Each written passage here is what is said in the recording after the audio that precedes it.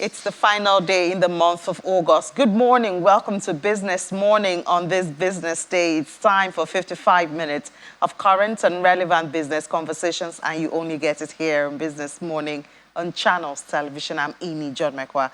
We start off with oil prices. We can say that prices eased on Thursday after data showed China's manufacturing activity shrank for the fifth month in a row, and as investors cautiously await a U.S. personal consumption expenditure report, which is due later on today, for any cues or clues on the interest rate outlook. Brent crude futures for October, which expires today, dipped 9 cents at $85.77 a barrel. The more active November contract was down 10 cents at $85.14 a barrel. U.S. West Texas Intermediate crude futures for October eased 6 cents at $81.57.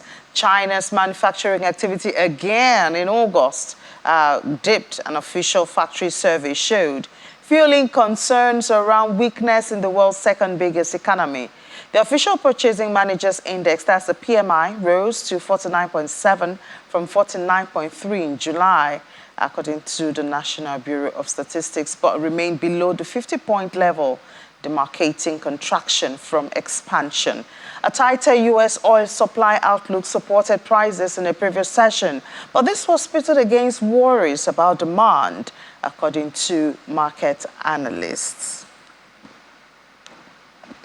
And from oil now, we move over to grain to see how that's looking. And we can say that early this morning that Chicago soybeans were largely flat on Thursday, but on track for their biggest monthly gain since February 2022, supported by strong U.S. export demand and fears that dry weather is damaging the crop at a key stage of development. Corn and wheat were on track to end August lower, with wheat set for its biggest monthly loss since last November amid plentiful supplies from top exporter Russia. The most active soybean contracts on the Chicago Board of Trade was roughly unchanged at $13.86 for a quarter of a bushel and up around 4.1% this month in total. And corn rose 0.5% to $4.83 a bushel, but lost 5.8% so far in August, the largest monthly fall since June. Wheat also dropped 0.5% to $6.04 for a quarter of a bushel and was down more than 9% in August. The U.S. Department of Agriculture had confirmed private sales of 266,000 metric tons of U.S. new crop soybeans to unknown destinations, having reported similar seized sales on both Monday and Tuesday. Traders estimate U.S. soybean export sales for the week ended August 24th in the range of 650,000 to 1.7 million metric tons.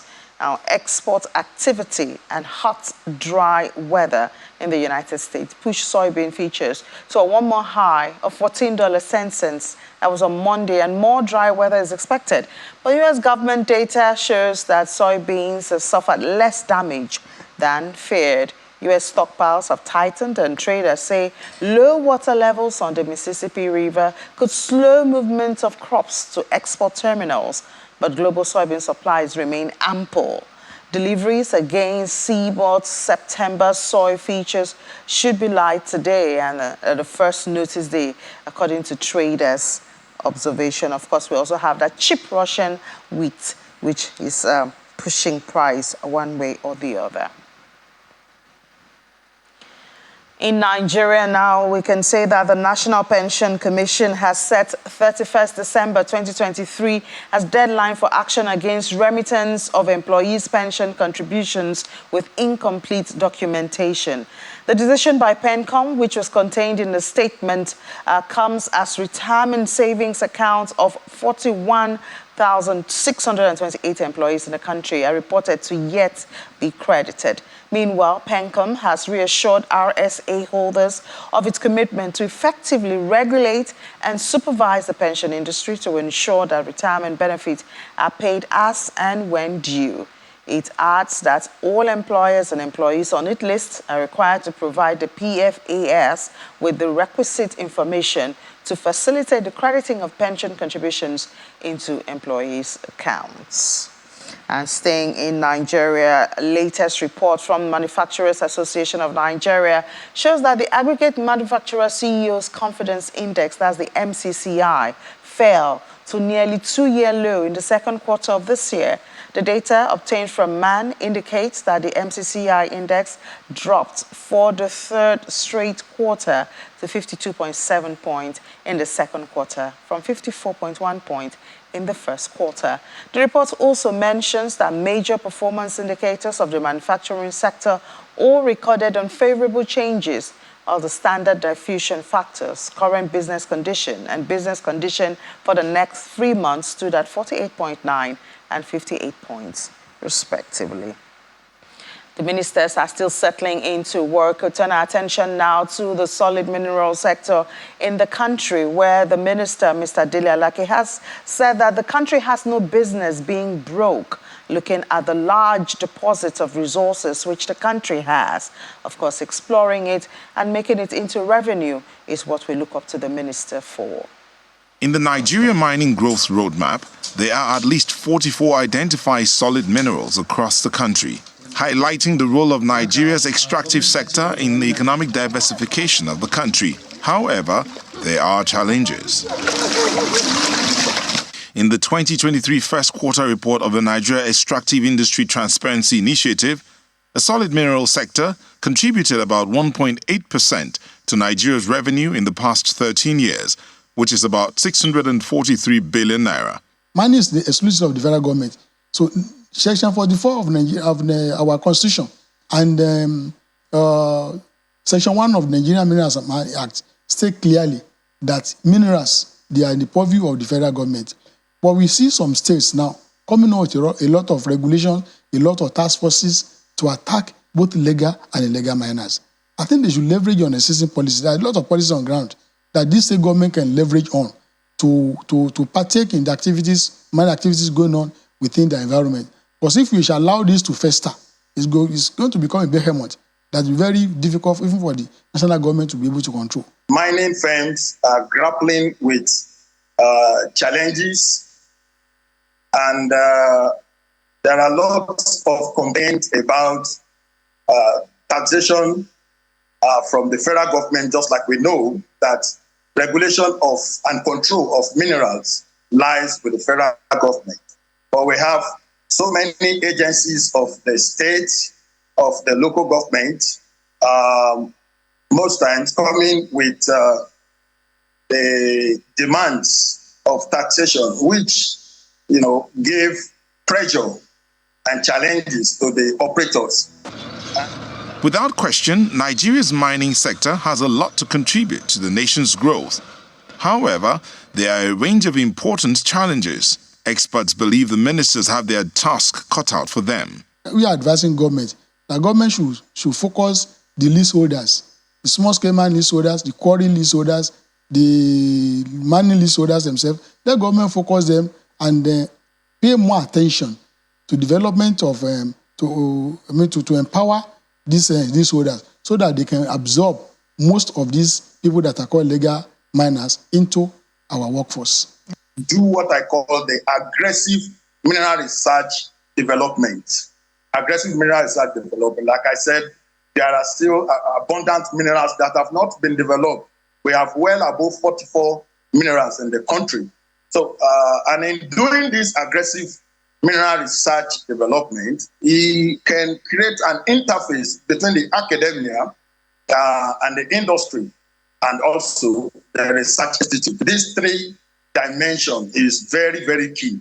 President Bola Tinubu seems committed to prioritizing the development of mineral resources in the country by splitting the former Ministry of Mines and Steel Development. The president appointed Mr. Dele Alake as Minister of Solid Minerals Development, while Prince Shaibu Audu is the Minister of Steel Development. The Ministry of Steel Development is expected to focus mainly on the nation's steel sector, including the Ajokuta Steel Complex, while the Ministry of Solid Minerals Development will oversight the solid minerals sector. The task ahead is not lost on the Minister of Solid Minerals as he commits to exploring the potentials in the sector. Rather than what obtained in the past, where people were just frittering away these very critical resources, minerals, solid minerals. The oil is liquid mineral. The solid minerals are embedded in the ground. You have all types of mineral resources in this country, and this country has no reason to be broke at all. So the idea is to bring somebody with passion, with knowledge, with vision, with courage, with a sense of responsibility, and somebody, again, like I said, that the president has implicit trust in. And so here I am. Mining experts believe the exploration of solid minerals in Nigeria can contribute about 60% to the nation's revenue. They appeal to the federal government to give maximum attention to the sector in order to move the nation away from a monoproduct economy. Well, we saw a very confident Mr. Dele Alake there, the Minister of Solid Minerals, and he said he's here. He's got all the features that we need to have a vibrant solid minerals sector, and we do hope that he delivers, because we will certainly play that back to him in a couple of months. Hopefully by then we'll have results from that sector. And we hope to have him on the program, even, let him defend himself and tell us his strategy. But for now, we are in the commodities market segment with Dume Bioluwole for the second time this week. And we see the U.S. still pulling a lot of power in the global space. No wonder BRICS is so passionate about having an alternative currency, or at least trading more in their local currency, because we see whatever happens now, we're expecting some personal expenditure data from the United States, and investors are looking that way, and the market is holding on, so it's so much power that we see the US have over everything that has to do with the dollar. Yes, I mean, it's always going to, I think it will continue to be this way for quite a while, simply because the global financial system is hinged against this currency, and it will take a while before countries start diversifying their revenue base and their external reserves away from this. And when we think of how easy it is to convert other local currencies to the US dollar, there is that tendency that this will definitely remain for quite some time. Speaking on the BRICS summit that just happened, we've seen that BRICS has always come out with very strong resolves or strong ideas that they always want to develop, but oftentimes implementation has always been very weak. And then when you look at the countries that make up BRICS, you see that there are still tensions within these countries. Let's start with Russia, that has a lot of sanctions, against it. It will definitely take some time before they can actually move the needle for anything BRICS actually get a resolve on. Then you look at the issue between China and India. They still have that tussle over the borders, and India is actually, being very protectionist towards Chinese goods coming into their country, Chinese products coming into their country. And if within BRICS there's a lot of tension, the possibility of their resolves coming to play or coming to life, there's a huge question mark there. And over the years, we've seen that they've always wanted this, but the chances of the implementation has been very, very weak, and we haven't really seen this come to fruition. But then again, we're living in a very different world today. Russia is facing sanctions. China and Russia are they're best of allies as of today. India is also facing high prices. I don't know if you saw that story that India bought 1 billion barrels of oil and paid with rupees. Yes. That's a whole lot. That's a whole lot. So exactly what I'm trying to add, the times are very, very different. And so even if we've seen a BRICS that hasn't been so tough and very resilient with its resolutions, we're seeing that the world is very different today, and there just might be that glimmer of hope for them to see how much they're able to move the needle with the certain results that they've made. I mean, they're also expanding. Saudi Arabia is now part of BRICS. Yes, from January. Saudi Arabia, Australia, exactly. Egypt, so and we're seeing UAE, a lot more countries. The mighty oil. UAE. They are now part of BRICS. So we're seeing that the game is beginning to change. While there might be hiccups in terms of implementation or how far they would go to, diversify away from the US dollar, clearly times are different, and with just fingers crossed to see how well all of this plays out. Interesting times, really. Very interesting. In the world And you know, today. they just did their bonds for their development bank. Yes. They just concluded that, so they have more money, and they say they want to help African countries. Yeah. You know, but when they say that, my mind is, will a country like China just come on BRICS just to help African countries? I mean, countries have their needs, and these are countries from different parts of the world, different levels of development. When you look at China, it's different compared to India, compared to South Africa, you know, compared to, they're just so different. And even with the new countries coming on board, the UAE, the Saudi Arabia, the Australia, they hardly have things in common. Yes. You think we tie them together. Exactly. Except the passion to, you know, create an alternative for West's systems. Yeah, so those are like the other foundational issues that come up when we look at BRICS and the countries involved. I guess one thing that could sum up as a similar ground for all of them is that they're all emerging market countries, right? And while they're very diverse in their federal rule, for instance, you see the leadership of China being more autocratic than China, Russia being more autocratic than India, that's really, you know, championing democracy, or even the African countries that they are trying to help, looking to be more democratic in their rule. So those are some of the diversities that does come to play, and their mode of approach towards policy making. But at the end of the day, and this is not me championing for BRICS here, but what we're trying to do is look at what BRICS is today, what it was before, and what is happening today that is fueling all of these conversations around how effective BRICS would be in today's world. When you look at how much China has invested in Africa, and how much Russia is planning to invest in Africa, and how much India, Brazil, and all of them are trying to have more ties with African countries, you see that there is that common ground. And the type of investments, that's a question for another day, but what we're saying is these countries are looking to invest in Africa. And African countries now, we're seeing that intentionality towards getting investments that are more beneficial in terms of value addition. We've seen the lasting value. Exactly. We've seen the government of Kenya being very vocal about it. We've seen the government of Zimbabwe actually being very vocal about it, Zambia as well. So simply because now we're more aware of the resources that we have and how useful these resources are in today's world. For example, we look at resources like copper, resources like lithium, resources like nickel. Africa has vast reserves of these resources, and the West does need these resources. So while we might look at it as somewhat of a power play between the West and, you know, China for world dominance and all, if we play our cards right in Africa, we should actually benefit from this, because the investments are very much necessary. Yeah, but that's when we put our house in good order. I mean, now that we're having coup, we aren't done. Yeah, now we have Gabon, you know, under military rule.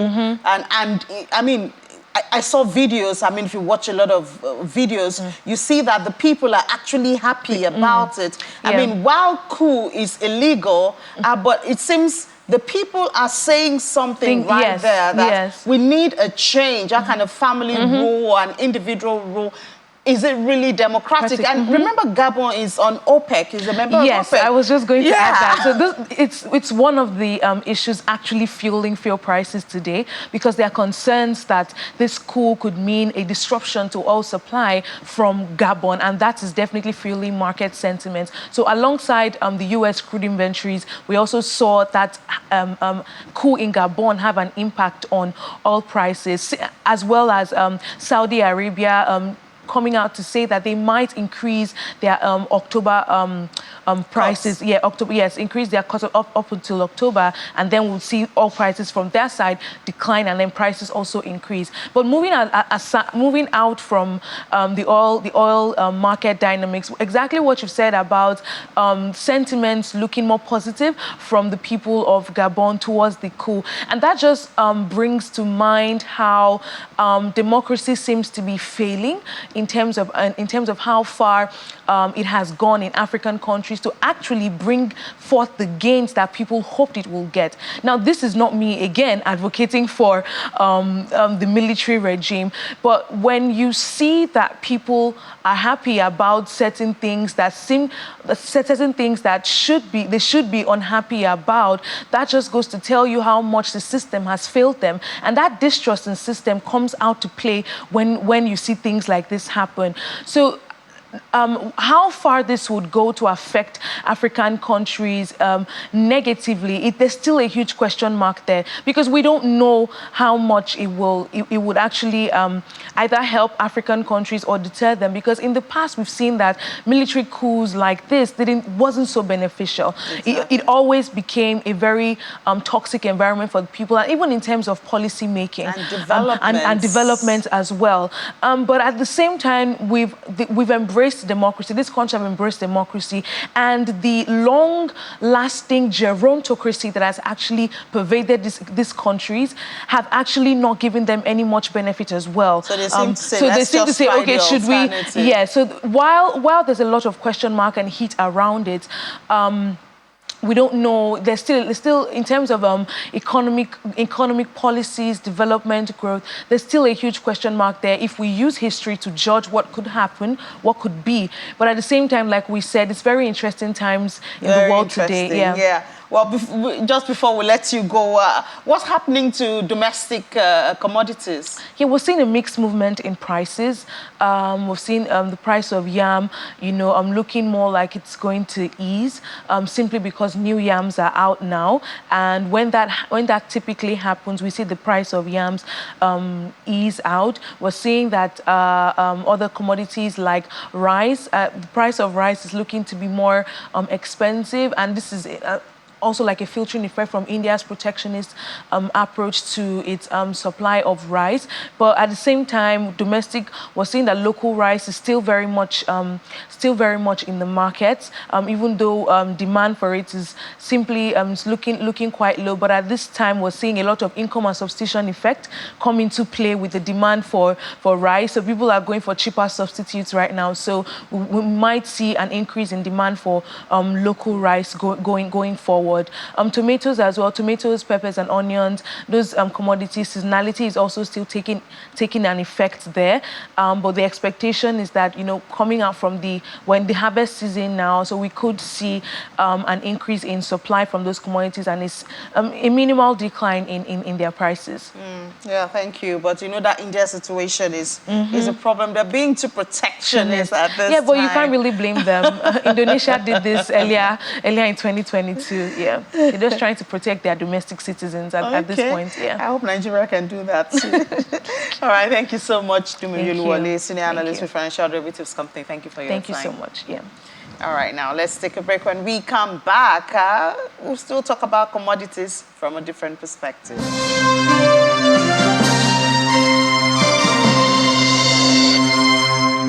Back, and it's looking at commodities now, but from the resource or from the source. In Africa, around 62% of women are involved in farming, and women do the bulk of the work to produce, process, and market food. They're on the front line of agriculture. Now, in Nigeria, according to the National Bureau of Statistics, Nigerian women make up about 70% of the country's agricultural workforce and also contribute to 70% of the country's food production. Yet, women still face a whole lot of hurdle, even than the men, or maybe let me not say, I guess. We have our guest here, Mrs. Kudirat Hande. She is the founder and president of She Farmers Initiative. Very interesting name, She Farmers. I think it captures it. You're dealing with women who are farmers and all of that. So, 70% of the food we eat is produced by women like you, women you work with. Yeah. And yet, it's not that easy to do this production, is it? Absolutely. We have over 80% of our women in primary production. That's the primary production. And What do you mean by women, primary production? That's the women farmers, the frontline farmers. So those are the people that put the seeds on the ground, allow the seed to germinate and harvest. Those are they're the using subsistent They are still tools subsistent, yeah. That's the traditional. And that's one of the major challenges we are facing for our women in agribusiness across the country. And Nigeria is such a country that is extremely blessed. In each state of Nigeria, we have peculiar agro-commodities that thrives in commercial quantities. And these women thrive so much to make sure that day in, day out, they are in the farm. And also, if you notice in each of the markets in the rural areas, those markets, they don't fail. 3 days market, 4 days market, you go to those markets, 80% of the people in the market are women. We will not discount and we will not disrespect our men because they support us. You see the men, they are there in the market probably to provide transport, to provide logistics, and packaging and loading. But our women are faced with a lot of challenges because of this subsistent nature of the business. But it can't continue anymore because of the imminent danger of hunger and the exponential increase in population across the country. We can't continue this subsistence plan anymore. So I am praying that the government will look at the women very well and try to transform them from the informal to formal sector. The first aspect is having access to a commercial land area so that they can practice mechanized agriculture. The women, most times women work in clusters. If you travel across the country, go to Delta, you go to Oyo State, all this, even Kaduna, everywhere, the women work together, cultivating that peculiar commodity that thrives in that location. So if the government of the state can actually allocate a large expanse of land for them and transform them from the subsistence of, I have 1 acre here, I have 2 acres, I have 3 plots here, it is killing them. Sorry, is the challenge first, is it access to the land or is it access to the equipment? Number one is access to commercial agricultural land. If they have access to land, the next thing is access to... Do you want this land to be given to you for free? Is it the documentation that's the problem? Is it collateral? It's not about documentation because most farmlands are available and accessible. We're just appealing for the community. For instance, we have sheep farmers that exist in all the states in Nigeria. We had our inauguration in Ekiti State, and the KBAC in Ekiti, he actually gave us access to land to come and do rice farming there.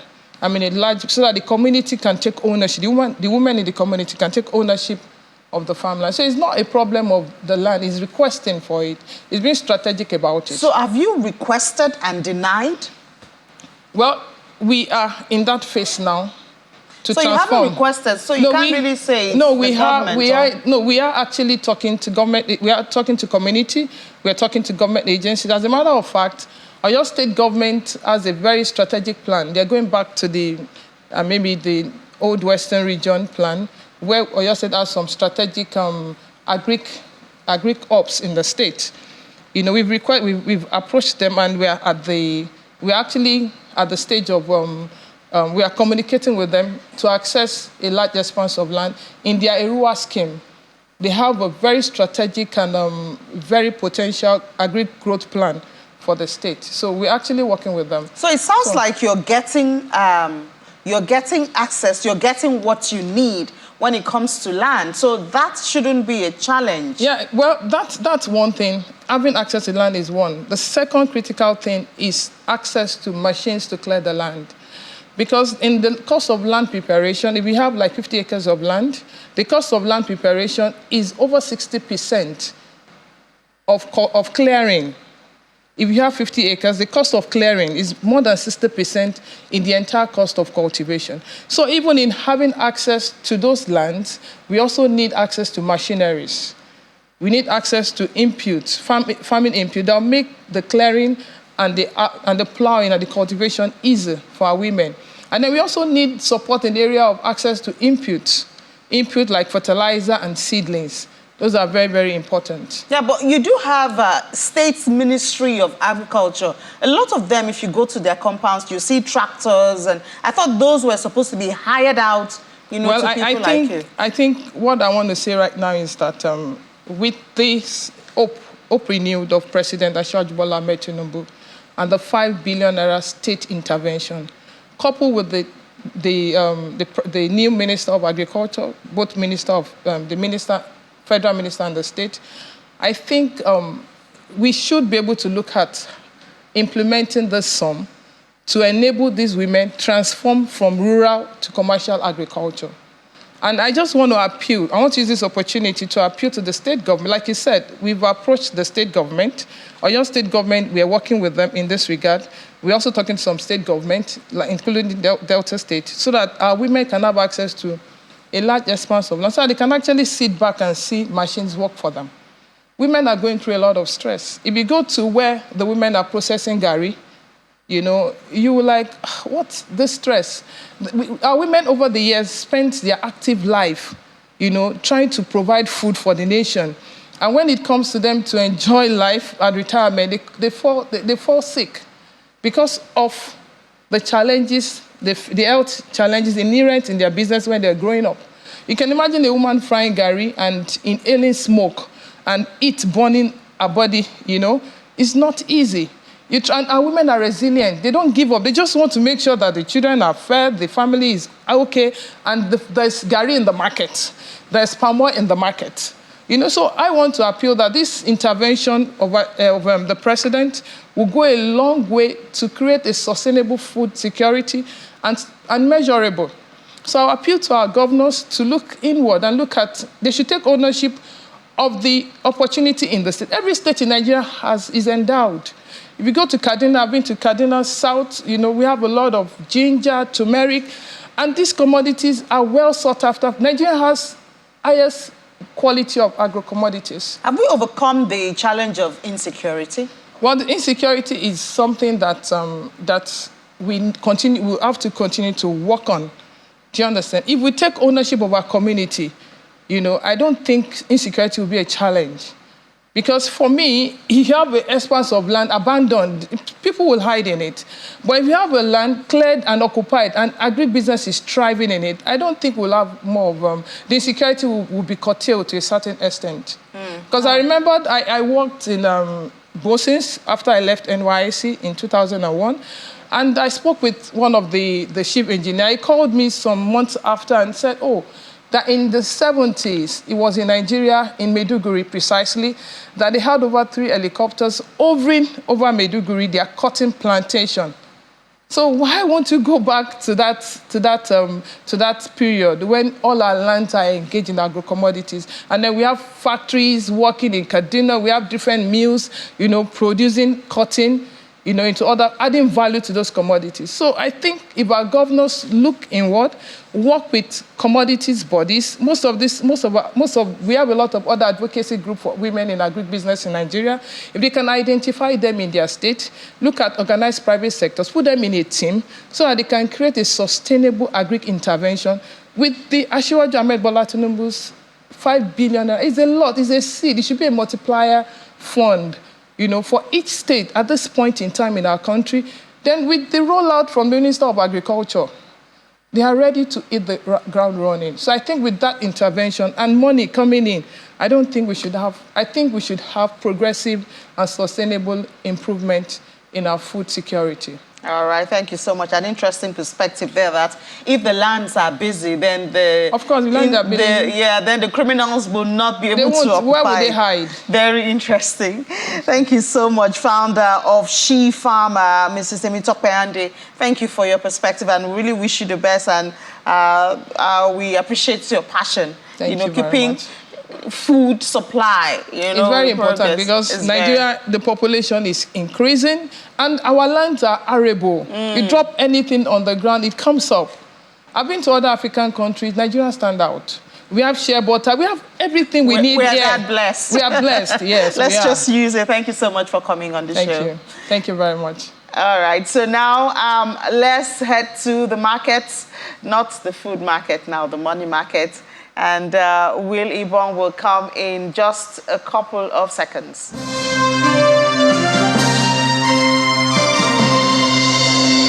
And we head straight to the money market with Will Ibong. So I made a promise yesterday morning, and I couldn't keep it. And I'm sure you know where I was already laughing. I was already coming to say, I know. Well, I had to apologize to our viewers last night. Yes. But I know it's your fault. You were ensured that I didn't keep the promise. And that was really unfair. You decided you wanted to be the market seer. You decided to bring the bull. You told investors to take profit. Your saving grace is that we didn't lose that high. That's your saving. That's the saving grace. We still at the 50-year high. So just be thankful. We're still thankful. I mean, that was a little bit of cover for me for you. Night, that covered it up. If not, I would have been slammed with a fine. Laddie didn't say you should prepare that, money for the for the viewers. So we did see the first pullback yesterday for the equities market, 0.08% down. We're still at the high of 66,439 points. Market cap still at 36 trillion naira mark. But however, month to date and year to date moderated yesterday. We did see that pullback just a little bit, but still in positive territory. 3.3% for the month to date and 29.6% for the year to date. Now, volume increased yesterday 45.8% to 637.19 million units, valued at 7.79 billion naira, transacted in over 10,000 deals. Whoa, that was a big one for the market. Well, we're just going to delve in very quickly. We want to see yesterday Dangote Sugar released the modalities as the details for its merger, NASCON, Dangote Rice, and Dangote Sugar. But we're bringing in Damilare Ojo, is the head of research at Meristem Securities, is going to be giving us the details as to what that means for investors. Good morning, Damilare. It's good to have you on the program. Good morning, Willie. Thank you for having me. So I was saying just shortly before I brought you on, that Dangote released the details of his proposed merger. Can you break it down for us very quickly? Oh, right. You'd recall that at the end of July, on the 31st of July this year, there was that initial announcement of the proposed merger between three different entities within the Dangote Industries Group, Dangote Sugar, Dangote Rice, as well as NASCON, which is the salt business. So what is happening now is, at the time when they made the announcement back in July, there was no indication of what the terms of the proposed merger is going to be as regards what the exchange ratio for the new food, because a new entity is going to be created, which is going to be called Dangote Foods. So you are bringing three different entities together to create a new entity entirely. So you would need to also convert the shares of the existing entities into the shares of the new entity that you are going to have after the merger is executed. But all those details were not out at the time. So what happened yesterday was an indication of what the exchange ratio is going to be, or what the exchange terms is going to be for first from NASCON and Dangote Rice into Dangote Sugar, I guess, before they then go further to convert Dangote Sugar into Dangote Foods, which is the big food entity that's going to be listed under the Dangote Industries Limited, the group, at the group level. So the terms of the exchange, as was released yesterday, was that for NASCON shareholders, they are going to exchange 12 unit of shares of NASCON that any investor currently have is going to be exchanged for 11 units of that of Dangote Sugar. And then for Dangote Rice, every 14 units of, valued at 50 kobo rather, each is going to... Damilare, can you hear me? Okay, so we're going to be, well, while we wait for Damilare to come back, we do want to know what the listing is going to be. The price of the listing for Dangote Sugar is yet to be, told. We don't know now, but when they finalize this deal, we want to see how much investors are going to be getting. So if they're going to be in the profit, if they're going to be on the losing end, investors really want to know that. Well, let's look further to what happened yesterday. If we look at the sectors yesterday, we did see that pullback in the banking counter. The banking sector was the biggest, drawback for the market yesterday. Zenith Bank lost about 1.8% in yesterday's trading session. Consumer goods was up yesterday because investors could not get enough of Dangote Sugar and NASCON. We did see them moving very high yesterday. Industrial goods up in yesterday's trading session. Insurance also up. Oil and gas now, Eternal is still, being profit-taking is still taking place there. Transcore, we did see yesterday, most traded stock because of profit-taking on that. Let's look at the top trades yesterday. We did see Transcore on that list with 292.41 million units of its shares traded yesterday, followed closely, well, not so closely because the margin is really wide, followed by Access Core, 26.65 million units, and Dangote Sugar, 24.45 million units of its shares traded. Let's go to the NASD. We did see them making that positive. Well, for 2 days now, they've sustained a positive trend. Yesterday, on Tuesday, they had a 0.22% uptick. Yesterday was 0.17% to settle at 791.24 units valued, the market cap at 1.11 trillion naira. Now, we see that NASD pull, there's always a pullback and a pushback in the market, going forward and going back. But we're seeing them, moving in the positive direction now. Volume yesterday was 8.63 million units, valued at 22.13 million naira, and transacted in 14 deals, and 8 stocks were traded in yesterday's trading session. Look at the fixed income market. This is proceedings there yesterday with big bearish yields going at the moving upwards by 6 basis points, in the bond space to the 14% handle. If you look at the curve, we do see that, buy interest, that sell-off taking place in that market, and that's giving, making yields to keep going up in that space. NCB, Treasury bills market is also moving in that direction as well. So we're seeing that the proceedings happening in the fixed income space. The analysts did yesterday that we should expect yields to keep going up because liquidity is still tight in the system. FAC inflow has not really impacted, much because of the OMO auction that took place. So that has mopped up cash in the system, and so there is still that tight liquidity being experienced. Yeah, well, tightness everywhere, but except for Dangote Sugar anyway. Seems that they are dealing at this, and NASCON. NASCON is really flying in it. Yes. Jump on that train. Thank you. We'll see you at 1:30. Let's head to London now, where, we woke up to a breaking news. Well, not really woke up. We're already awake, and then we saw that Mr. Wallace has announced his resignation as the Minister of Defense in the United Kingdom. Juliana joins us now to give us details. Hi, Juliana. Good morning. So what's happening?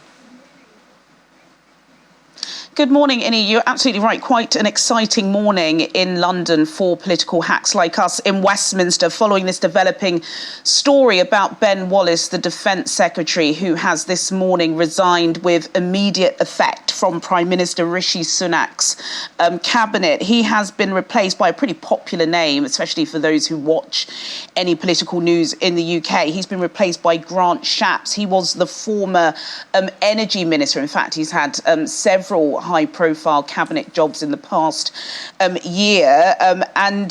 Claire Coutinho, who is pretty much a junior minister, she has been given a very senior job. She's going to be taking over Grant Shapps in the energy ministry. Now, I do have a copy here of the resignation letter of Ben Wallace.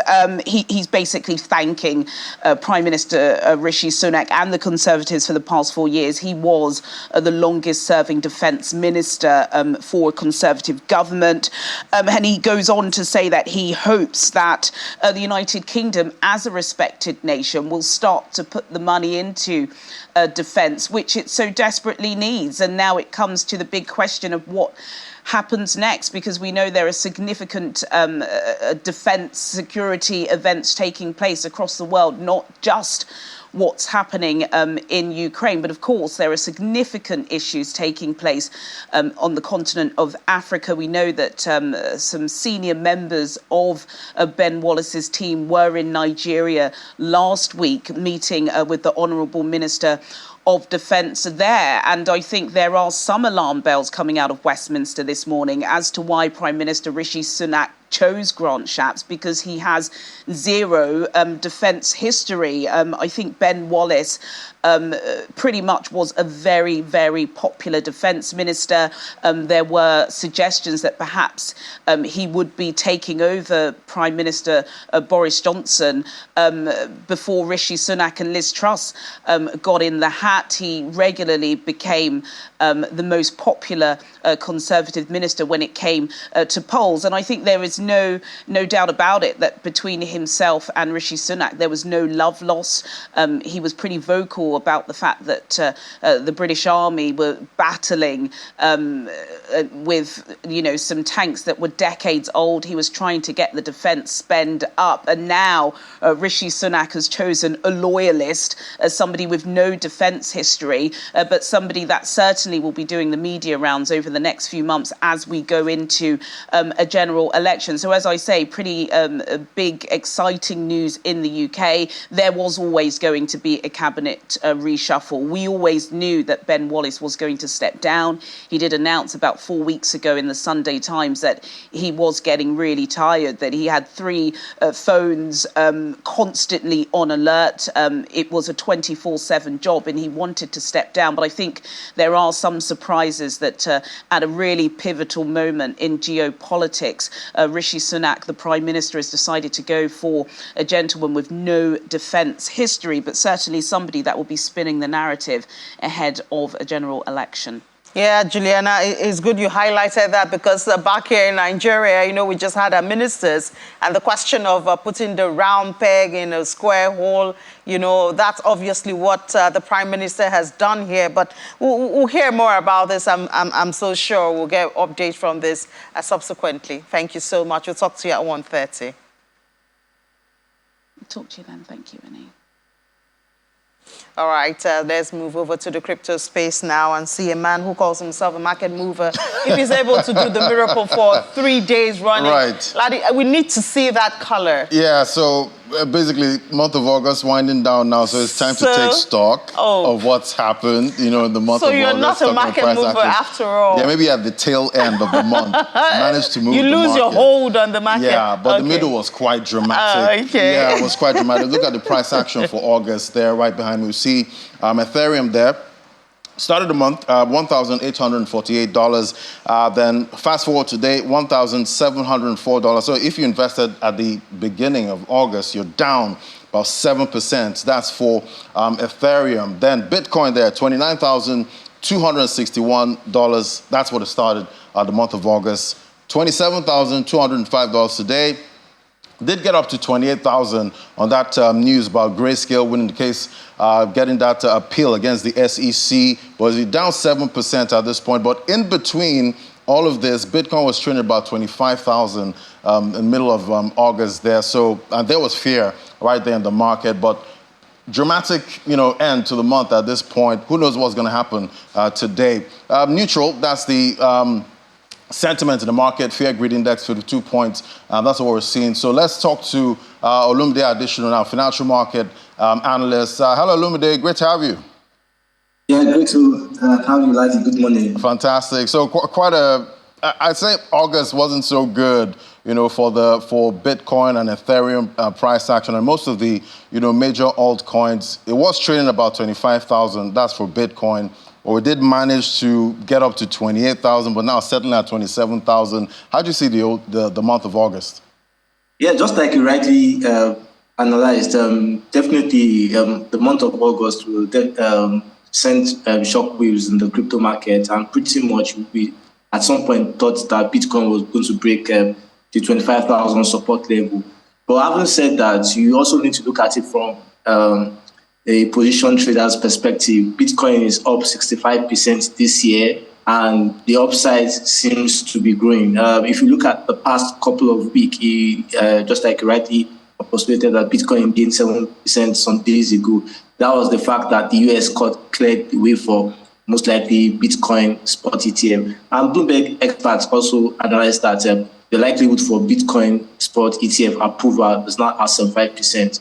You look at the space, the signs are growing that a lot of institutional investors are keeping their priced asset, particularly Bitcoin. Look at crypto quants, one of the popular research firms in the crypto industry, just analyzed that the amount of Bitcoin on crypto exchanges have fallen to the lowest level since January 2018.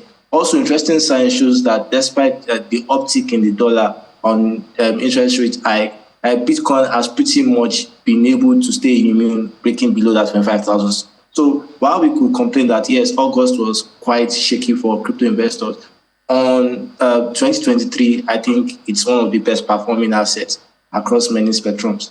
Yeah, still the best performing asset. But going into September now, what are you seeing? I think the playout is how Grayscale's spot Bitcoin plays out. Also, the fact that we're seeing reports that Elon Musk, this one of the world's richest men, Twitter's company is really looking at processing payments, including crypto assets. Elon Musk has a very strong influence in the crypto space. So if that really comes to light, definitely we're going to see much more activity in this space. And, finally, liquidity has been one issue coming from the fact that high inflation and also systemic contagion in China causing a lot of uncertainty.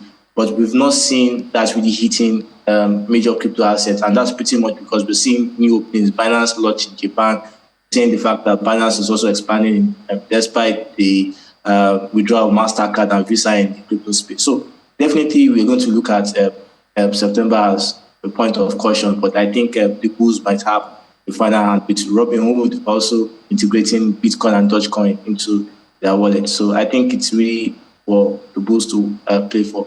All right, so I guess Olumide sees caution for the market. Some may see September bull, coming, hopefully. Thank you so much, Olumide Additional. Thank you. Thank you for having me. All right, now to the top gainers counter now. We see Conflux trying to make a comeback there. It did fall to about 12 cents when there was a market downturn. Elrond, 1.39% up, $26.54. Look at the top losers now. We'll see who's topping the XDC, 6.81% down 6 cents. And we see KuCoin shares, KCS, down about 4.43%. That's the coin for the centralized exchange, KuCoin exchange there, $4.29. So that's how the market is looking today. Who knows what could happen, Anything can happen. 31st of August. And at the mention of Elon Musk, you should expect something to happen. Oh, yes, Elon. He's very unpredictable. Yeah, and his Dogecoin. Exactly. Right. Thank you so much, Laddie. All right, so that's it on the program this Thursday. Final day in the month of August, a good day to take stock, and that's what Laddie did there with the crypto. Tomorrow is the first day in September. It'll be a good... You need to start it here at 10 a.m., on Business Morning, but Will Ibong will be back at 1:30 p.m. today to give you an update from the world of business. I won't make any promises today for the stock market reports. I'll just see what investors have to bring, and I'll report that. I'm Minnie John McQuarrie. Have a great day.